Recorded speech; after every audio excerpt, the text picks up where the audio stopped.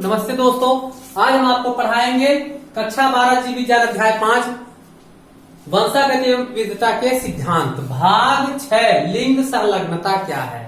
तो लिंग संलग्नता क्या है, इसके उदाहरण क्या है, तो इसको सबसे पहले समझ लीजिए। वे समस्त जीन्स जो लिंग गुणसूत्र के साथ लिंग निर्धारण वाले करने वाले जीन्स के साथ जो गुणसूत्र पाए जाते हैं, ऐसे जीन्स लिंग संलग्न जीन्स कहलाते हैं।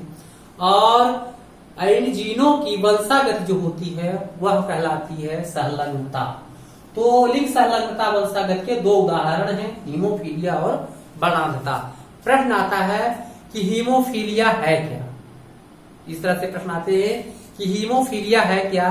यदि सामान्य पुरुष का विवाह हीमोफिलिक वाहक स्त्री से कर दिया जाए तो उसके द्वारा उत्पन्न संतानों में आरेख द्वारा समझाइए या उनके द्वारा उत्पन्न संतानों में वंशागति समझाइए। हीमोफीलिया की वंशागति को आरेख द्वारा समझाइए। तो सबसे पहले चलते हैं हीमोफीलिया है क्या। तो हीमोफीलिया एक लिंग संलग्न वंशागत रोग है जो एक पीढ़ी से दूसरी पीढ़ी में स्थानांतरित होता है। यह जानलेवा रोग है। इसके कारण शरीर में जो चोट लग जाती है तो रुधिर का थक्का देर से बनता है। तो ये दो प्रकार के होते हैं haemophilia, haemophilia A, haemophilia B. Haemophilia A जो है हीमोग्लोबिन की कमी के कारण होता है, ग्लोब्यूलिन की कमी के कारण होता है, ग्लोब्यूलिन की कमी के कारण होता है। और हीमोफीलिया बी जो होता है रक्त में जो प्लाज्मा होता है उसमें थ्रोम्बोप्लास्टिन की कमी के कारण होता है। तो ये है क्या, इसे ब्रीडर्स रोग कहते हैं क्योंकि चोट लग जाने पर रक्त बंद नहीं होता है, बहता रहता है।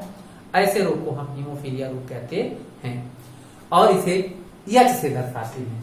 तो अगर आ जाता है प्रश्न हीमोफीलिया क्या है तो आप लिखेंगे हीमोफीलिया लिंग संलग्न वंशागत ब्रीडर्स रोग है जिसमें रुधिर से लगातार रक्त बहता रहता है, बंद नहीं होता है, वह कहलाता है हीमोफिलिक रोग।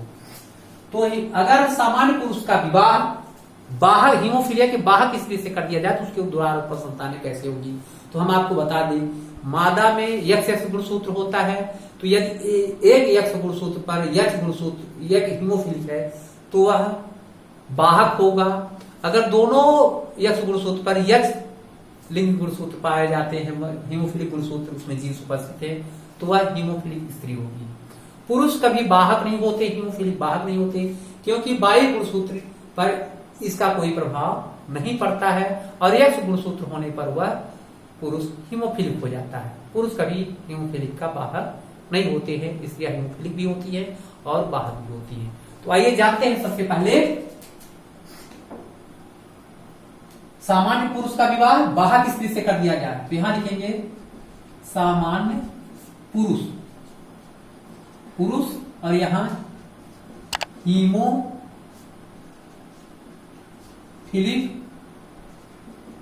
वाहक स्त्री, इनका अगर विवाह कर दिया जाए तो इनके द्वारा उत्पन्न संतानें कैसे होंगी आरेख के द्वारा समझाइए।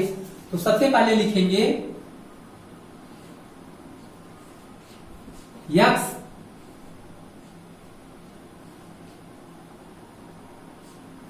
इसको छोटा बना देते हैं, ये बाह्य गुणसूत्र को इस प्रकार से दर्शा दिया जाता है।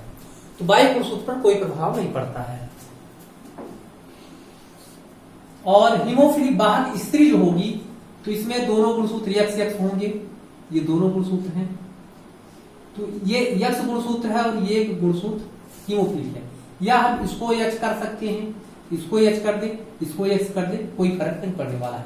यदि एक एच है तो वह हीमोफिलिक वाहक होगी, दो एच होंगे तो वह स्त्री हीमोफिलिक होगी। इसमें अगर एच प्रभावशाली होता क्योंकि यह हीमोफिलिक एच गुणसूत्र पर होता है, तो अगर इस पर एच हो जाएगा तो यह पूर्ण रूप से हीमोफिलिक पुरुष हो जाएगा और बाह्य गुणसूत्र पर इसका कोई प्रभाव नहीं होता, इसलिए वाहक नहीं होते हैं।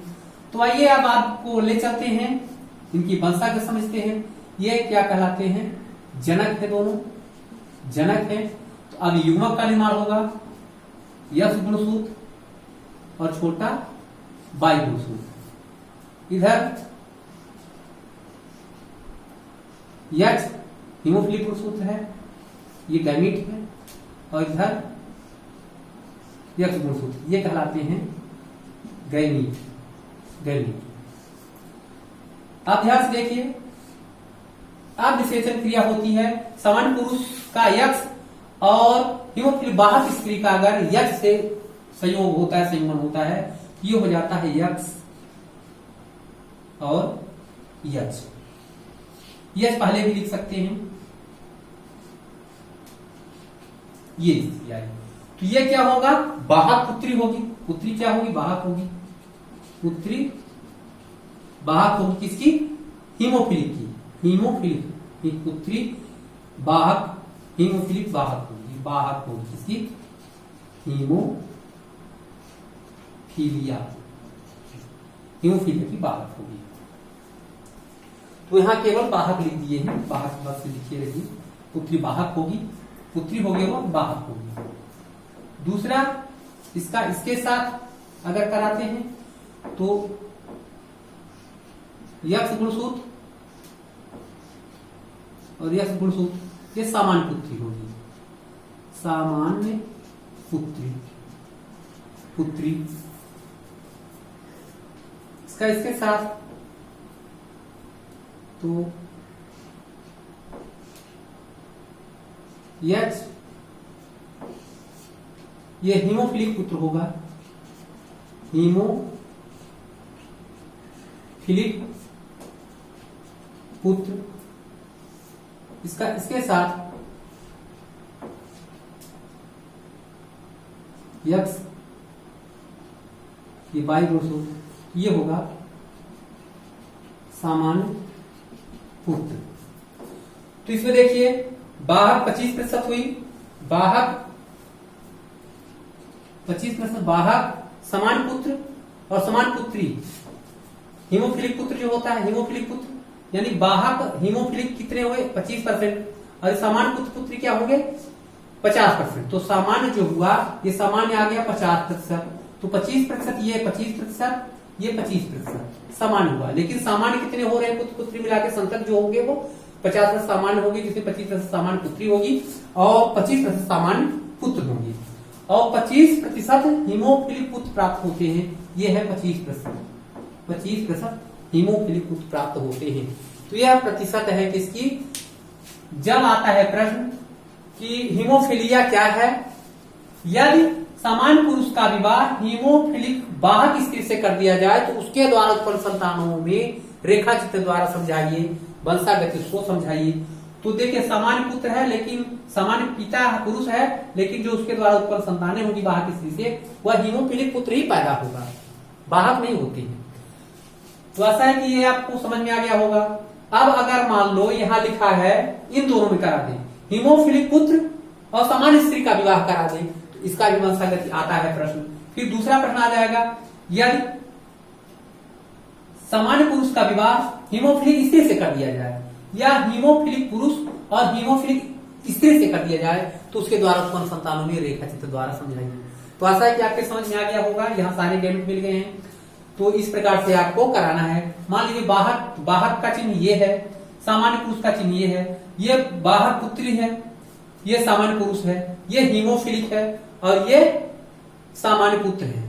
अगर 2 H हो जाए, यहां भी OH हो जाए, वह वाहक स्त्री का चिन्ह है, हीमोफिलिक स्त्री का चिन्ह है।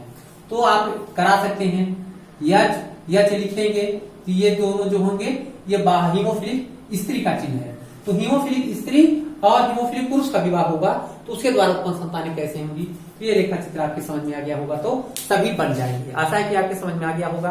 तो अगले भाग में हम आपको वर्णांधता बताएंगे और वर्णांधता में भी रेखा चित्र के द्वारा ही समझाएंगे, क्योंकि समय ज्यादा हो जाता है, 20 मिनट से ज्यादा पीरियड नहीं होते हैं। तो आपके समझ में आ गया हीमोफीलिया क्या है, कितने प्रकार के होते हैं, वंशागत को समझाइए। तो आपके समझ में आ गया होगा। तो तुरंत लाइक करें, कमेंट करें, सब्सक्राइब करें। धन्यवाद।